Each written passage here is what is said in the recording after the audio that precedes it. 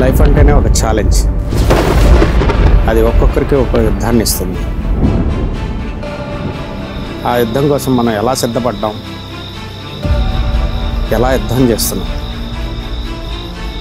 మన జీవితంలో ఇలాంటి ఒక ఉపద్రవం వస్తుందని ఎవరైనా అనుకుంటామా? కానీ ఏం చేస్తాం, వచ్చింది. మన అనుకున్న వాళ్ళు మనతో ఉంటే చాలండి. ఇలాంటి ఉపద్రవాలు కాదు, ఎలాంటి తుఫాన్నైనా ఎదిరించి నిలబడవచ్చు. ఈ విషయంలో నేను అదృష్టవంతుడిని. ఎంత ధైర్యంగా ఉందామన్నా కూడా ఒక్కోసారి ధైర్యాన్ని దాటుకుని ముందుకు వస్తుంటుంది భయం. ఇలాంటి ఒక ప్రళయం గుండా ప్రయాణం సాగించిన తర్వాత వెనక్కి తిరిగి చూస్తే